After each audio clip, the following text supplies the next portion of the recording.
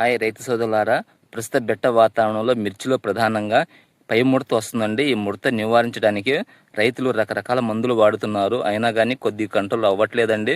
So మనకు మందులతో పాటు కొన్ని పద్ధతులు పాటిస్తే ఇది కంట్రోల్ అవ్వడం చాలా ఈజీ అండి. మనం చేయవలసింది ప్రధానంగా భూమిలో తేమ ఉన్నప్పుడు ఈ మందుని స్ప్రే చేయాల్సి వస్తుందండి. అది కూడా ఉదయం కానీ సాయంత్రం వేళల్లో స్ప్రే చేయండి. గాలి లేనప్పుడు చేయగలిగితే మందు అనేది బాగా కరెక్ట్గా పడుతుంది. తర్వాత ముడత క్లియర్ అయిన దాకా బలం మందు అనేది వేయబాకండి.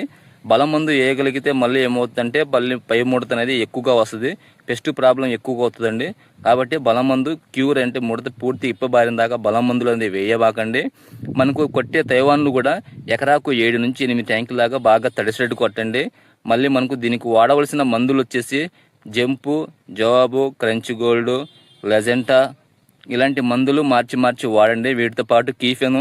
అదే కాకుండా ఈ బెట్టను తట్టుకోవడానికి మనకు కొన్ని రకాల మందులు ఉన్నాయండి. ఇసాబియను, ఎస్టీలో లాంటి మందుల్ని న్యూట్రిన్స్తో కలిపి ఈ మొక్కకు మనం ఇచ్చే మందుటప్పుడు దాంట్లో కలిపి యాడ్ చేసుకుని కొడతామంటే కొంతవరకు రెసిస్టెన్స్ పవర్ డెవలప్ అయ్యి ఈ ముడతలు అనేది కవర్ అవుతుందండి. సో మరిన్ని వీడియో కోసం మన ఛానల్ని చూస్తూ ఉండండి. Thank you.